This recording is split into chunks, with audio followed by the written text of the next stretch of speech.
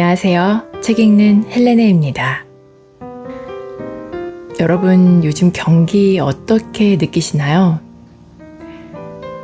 경기에도 사이클이 있다고 하잖아요. 잠깐의 호황기가 지나면 기나긴 불황이 찾아오고 위기가 반복해서 나타납니다. 하지만 급변하는 시대에도 불을 잃지 않는 사람들, 위기 속에서 불을 쌓는 이들이 존재하죠. 반면 대부분의 사람들은 이런 의문을 품은 채 살아갑니다. 다 잘 사는 것 같은데 왜 나는 돈이 없을까? 언제까지 열심히 일만 해야 할까? 자본주의 사회에서 경제적 계급은 어쩔 수 없는 필연적인 일일까?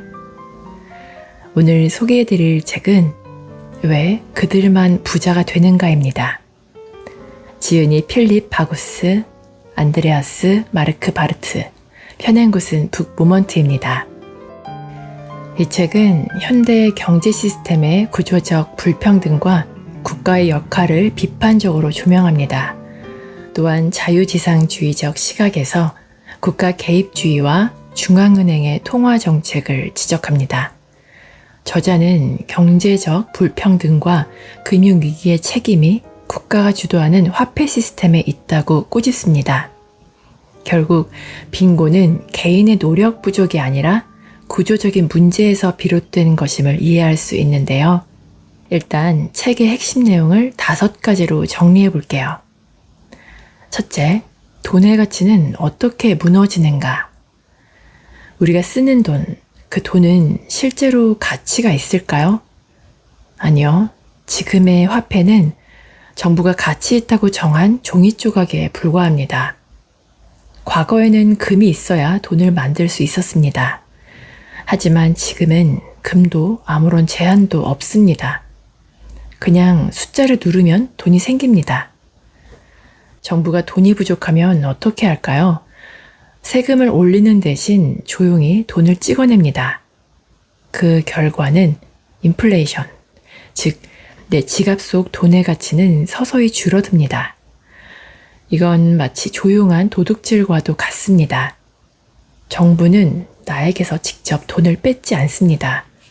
대신 내가 가진 돈의 가치를 조금씩 훔쳐갑니다. 그런데 여기서 중요한 건 새로 찍어낸 돈이 모두에게 동시에 도착하지 않는다는 것이죠. 그럼 가장 먼저 받는 건 누구일까요? 정부, 대기업, 금융기관입니다. 이 사람들은 아직 물가가 오르기 전에 자산을 삽니다. 그리고 그 자산 가격은 곧 폭등하죠.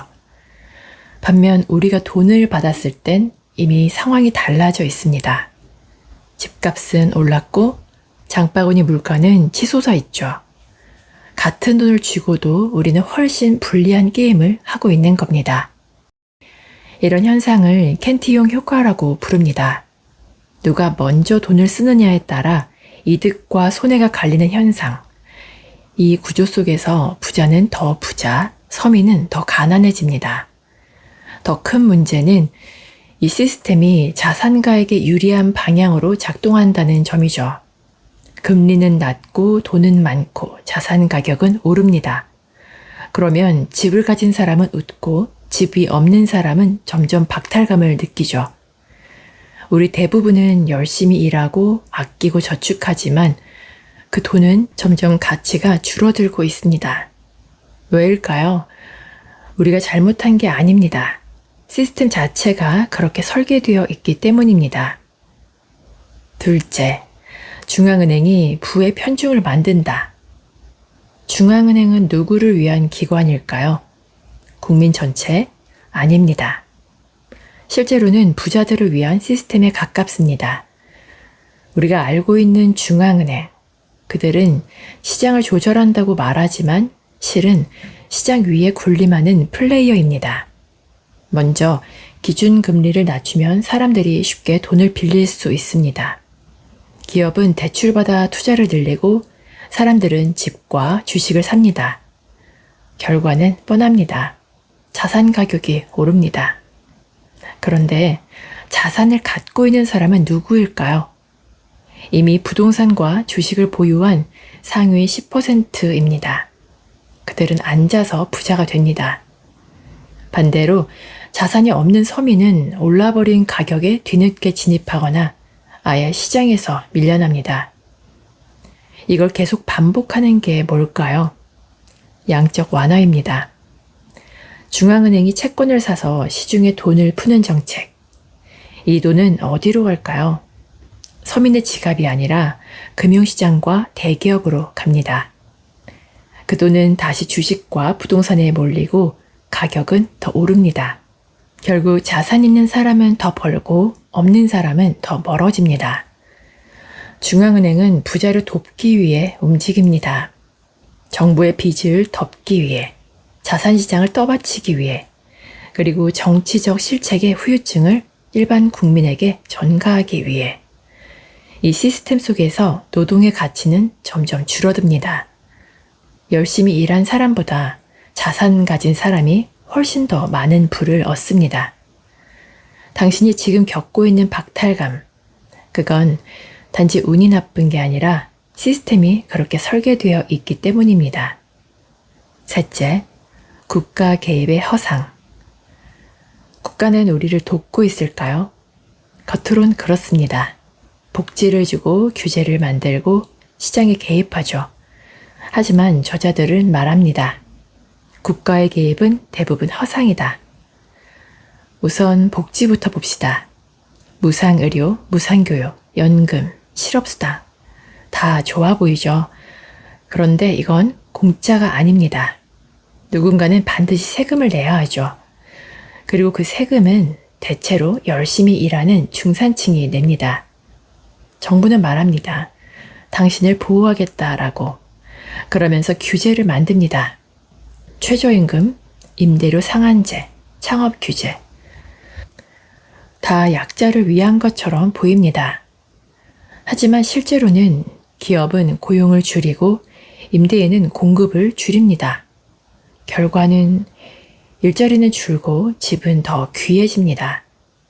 규제가 많을수록 누가 웃을까요? 대기업, 기득권, 기존 시장 참여자. 새로운 플레이어는 들어오지도 못합니다. 게다가 국가는 자꾸만 우리를 의존적인 존재로 만듭니다. 일하지 않아도 지원이 들어오고 사업의 실패에도 정부가 보조금을 줍니다. 결국 사람들은 스스로 책임지려는 의지를 잃습니다. 어차피 정부가 해줄 거야. 이건 바로 도덕적 해이입니다. 더 큰 문제는 정부가 저지른 실패를 또 정부가 해결하려 든다는 겁니다. 예를 들어 임대료 규제로 공급이 줄면 정부는 월세 보조금을 줍니다. 보조금 때문에 예산이 부족해지면 세금을 올립니다. 세금이 오르면 소비는 줄고 경기는 얼어붙죠. 그러면 다시 돈을 풀고 끝없는 악순환, 불을 끄기 위해 불을 지르는 셈입니다. 우리는 이런 국가 개입을 보호라고 착각하지만 사실은 자유를 제한하는 장치일 수도 있습니다. 진짜 해결책은 뭘까요? 작은 정부, 시장의 자율성, 개인의 책임이겠죠. 국가가 모두를 도와줄 수 있다는 믿음, 그건 가장 위험한 착각일지도 모릅니다. 넷째, 세금과 규제가 만드는 착취 구조. 세금은 공정할까요? 우리는 모두 법 앞에 평등하다고 배웠죠. 하지만 세금 앞에선 누구나 평등하지 않습니다. 정부는 말합니다. 더 버는 사람이 더 내야 공정하다. 그럴듯해 보입니다. 하지만 실제로는 열심히 일하는 중산층이 가장 많은 세금을 냅니다. 고소득층은 어떻게 할까요?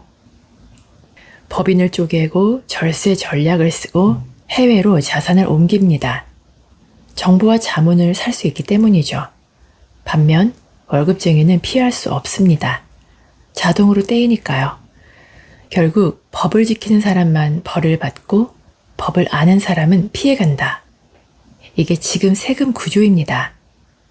거기다 정부는 끊임없이 규제를 만듭니다. 환경 규제, 고용 규제, 거래 규제, 각종 인허가.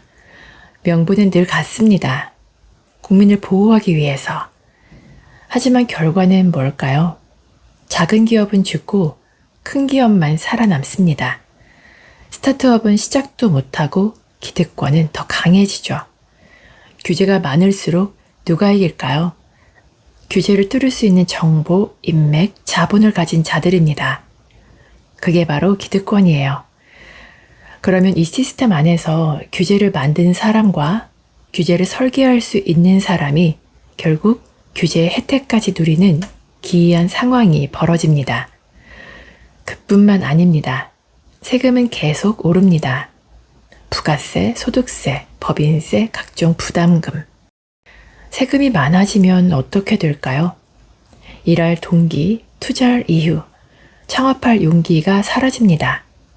사람들은 점점 말합니다.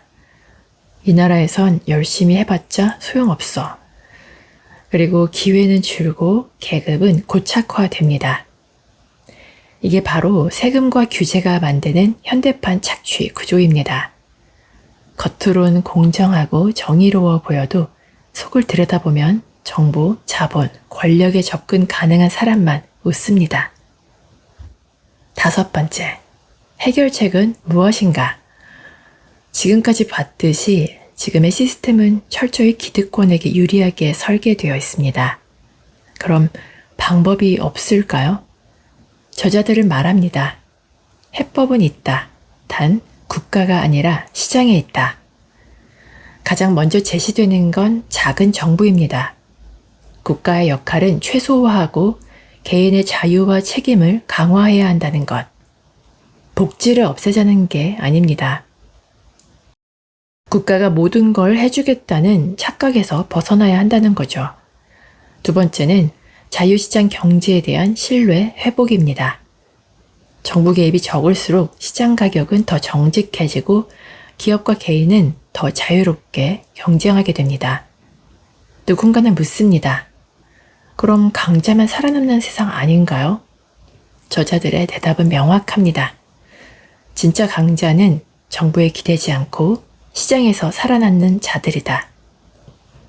3번째 대안은 통화의 자유화입니다. 중앙은행만이 화폐를 발행하는 구조를 깨야 한다는 거죠.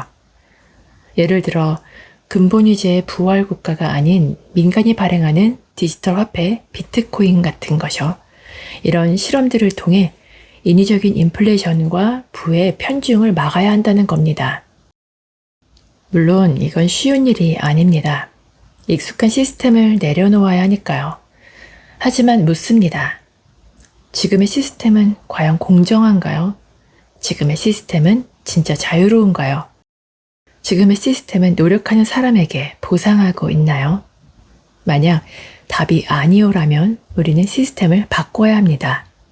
그게 진짜 자유를 위한 시작입니다. 이상 책의 핵심적인 내용을 간추려서 전해드렸는데요. 책의 느낌을 보다 깊이 느껴보기 위해 책 속으로 들어가 보겠습니다. 더 이상 돈에 이용당하지 말라. 경제학자 롤란드 바더는 국가의 화폐 공급 독점권을 가리켜 인류 역사상 가장 큰 불행이라고 말한 적이 있다. 이는 매우 대담한 발언이었다. 누구도 국가의 화폐 독점권을 문제시하지 않기 때문이다. 당신은 혹시 한 번이라도 우리 사회의 화폐 시스템에 관해 의문을 가진 적이 있는가?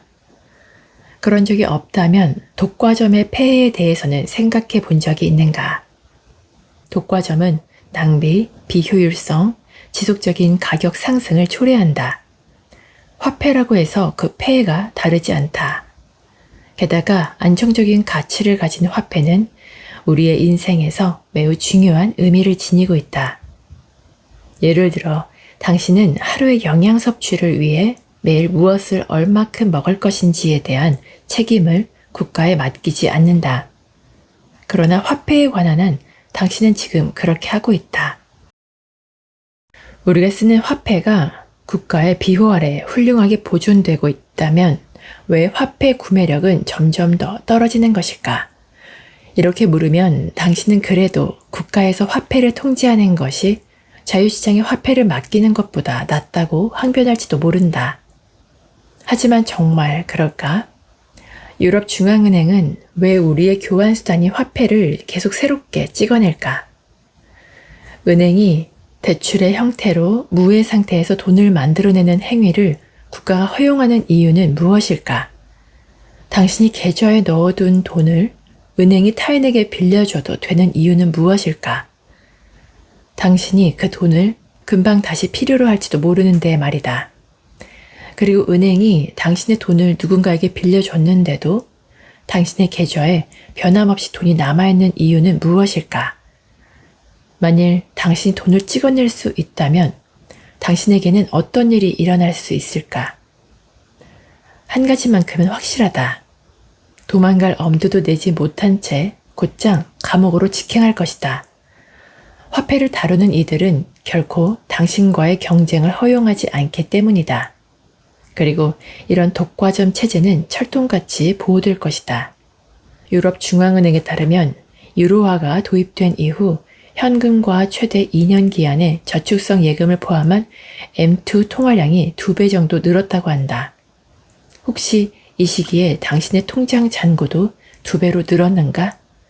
그렇지 않다면 최소한 임금만큼은 2배로 늘어났는가? 이 또한 해당되지 않는다면 의심해 보길 바란다. 유로 권역에서 사용되는 통화량이 2배로 늘어났지만 내 통장 잔고는 그대로라면 틀림없이 다른 누군가의 통장 잔고가 그만큼 늘어났을 것이다. 그 사람이 과거에도 나보다 돈이 더 많았다면 지금은 나보다 훨씬 더 많은 돈을 가지고 있을 것이다. 원래 나보다 부유했던 그가 지금은 더 큰 부자가 되었을 것이고 나는 그에 비해서 상대적으로 더 가난해졌을 것이다 라고. 이 책이 가난한 노동자들을 착취하고 법적 문제 때문에 마지못해 임금을 올려주거나 최저임금을 지급하는 부자들과 기업들을 비판하는 선동용 책일 것이라 생각한다면 오산이다. 인간은 누구나 특정한 동기에 의해 행동한다. 인간의 모든 행동을 유발하는 요인은 자신의 안녕을 위하거나 자신이 처한 상황을 개선하려는 노력이다. 인간의 행위 이론에 관해서는 경제학자 루트비 폰 미제스가 저서 국민경제, 인간의 행동 및 경제활동 이론에서 철저한 연구를 바탕으로 설명한 바 있다. 루트비 폰 미제스는 20세기 경제학자 중에 가장 중요한 인물이라고 해도 과언이 아니며 지금까지 누구도 그의 연구를 뛰어넘지는 못했다. 루트비와 그가 수장으로 있었던 오스트리아 국민경제학파에 대해선 이 책에서 앞으로 더욱 자세히 다룰 것이다. 누구도 더 많은 돈, 정확히 말하면 더 높은 복지를 향한 인간의 노력을 비난할 수 없다. 그것은 지극히 인간적인 행동이기 때문이다. 만약 인간에게 이런 태도가 천성적으로 있지 않았더라면 우린 지금도 여전히 동굴에서 생활했을지도 모른다. 물론 인정사정 없이 행동하는 사람들도 있지만 그런 사람들은 언제나 있었고 앞으로도 계속 존재할 것이다. 특히 일반인들의 희생을 대가로 화폐 독과점 체제를 남용해 부를 축적하는 행위는 무자비하고 교활하다. 이와 관련된 내용 역시 앞으로 다룰 것이다. 당신은 사람들이 점점 더 이기적으로 변하고 있다고 생각하는가? 추측하건대 이런 문제에 대한 진짜 원인 또한 화폐 시스템에서 찾을 수 있을 듯 싶다. 다시 말해 빚을 내서 필요한 자금을 조달하는 거대한 복지국가의 탄생을 가능하게 한 제도인 현행 화폐 시스템에서 원인을 찾을 수 있을 것이란 뜻이다. 이 시대를 살아가는 현대인은 어쨌거나 난 세금을 충분히 냈어 라고 말하면서 타인을 돕는 이타심에 관한 모든 책임을 복지국가에 떠넘긴다. 당신은 우리 사회가 소원해지고 있다고 느끼는가? 다수를 압박해 소수가 이익을 얻는 이유는 무엇인가? 전통적으로 이어지던 사회적 결속의 끈이 마모되어가는 이유는 무엇이며 사람들이 물질주의에 집착하고 냉혹하게 변해가는 이유는 무엇인가? 부자들은 더 부유해지고 가난한 사람들은 점점 더 가난해지는 이유는 무엇인가? 이 모든 문제에 대한 진짜 원인은 화폐 시스템에 있다. 이 책을 읽으면서 왜 그런 것인지 이해하게 될 것이다. 겁먹을 필요 없다. 전문가나 경제학자가 아니어도 이 책을 이해하기에 전혀 문제가 없다. 선입견 없는 시선으로 볼 수 있을 테니 경제를 전공하지 않은 게 오히려 장점으로 작용할 수도 있다. 이 책을 끝까지 읽고 나면 당신 앞에 펼쳐질 세상이 더 이상 과거와 똑같은 모습으로 보이지 않을 것이다. 때로는 아무것도 모르는 채 살아가는 것이 더 나을 때도 있다. 최악의 경우 고통스러운 진실을 마주하게 될 것이다. 그동안 자신이 기만당하고 있었다는 사실을, 타인의 속임수에 넘어가고 있었다는 사실을 알게 되면서 기분이 엉망이 될 수도 있다. 양화라고 칭하는 좋은 화폐의 의미와 현재 우리가 쓰는 화폐가 악화, 즉 나쁜 화폐라는 사실을 깨달을 것이기 때문이다. 당신은 좋은 화폐가 국민 경제에 얼마나 중요한 역할을 하는지, 나쁜 화폐가 한 사회에서 이루어지는 수입 분배와 부의 분배에 어떤 영향을 미치는지 파악하게 될 것이다. 그리고 국가가 화폐에 대한 통제권을 창출하는 이유와 그것을 유지하려는 이유를 알게 될 것이다. 또한 나쁜 화폐를 사용할 때 계속 경제 파탄이 일어나는 이유와 은행들이 공경에 빠지는 이유, 상품의 가격과 서비스 요금이 계속 상승하는 이유에 대해 깨닫게 될 것이다. 무엇보다 이 책은 좋은 국민경제 이론 및 학설과 나쁜 국민경제 이론 및 학설을 구분할 수 있게 도울 것이다. 따라서 우리는 이 책에서 제시하는 설명을 프랑스 경제학자 토마 피케티가 집필한 21세기 자본에 대한 답변으로 간주하고자 한다. 피케티의 이론에 따르면 수입과 자산의 불평등이 점점 커지는 것에 대한 책임이 자본주의에 있다고 한다.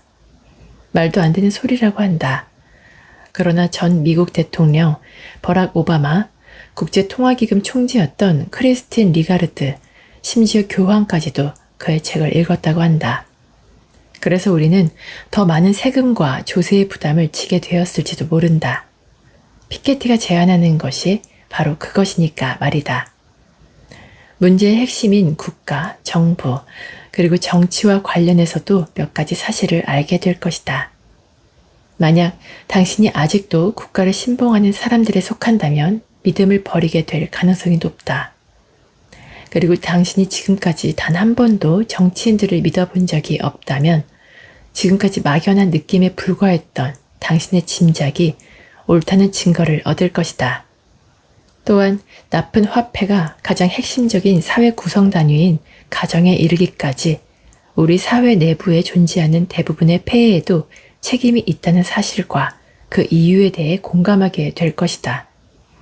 우리는 그런 사실을 수많은 국가들의 개입 때문에 알아차리지 못하고 있을 따름이다. 국가의 개입은 빽빽하게 우거진 덤불처럼 경제와 사회 내부에서 일어나는 바람직하지 않은 발전의 진짜 원인을 뒤덮고 은폐한다. 이 책을 읽으면 당신 앞에 펼쳐진 거대한 덤불이 조금씩 해체될 것이며 마침내 모든 인과관계를 분명하게 인식하고 보고 이해하게 될 것이다. 부디 흥미진진하고 배울 거리가 많은 즐거운 독서가 되길 바란다. 오늘 영상 마음에 드셨다면 구독과 좋아요, 알림 설정 눌러주시고요. 여러분의 생각도 댓글로 남겨주시면 고맙겠습니다. 저는 또 삶을 다루는 좋은 책으로 찾아오겠습니다.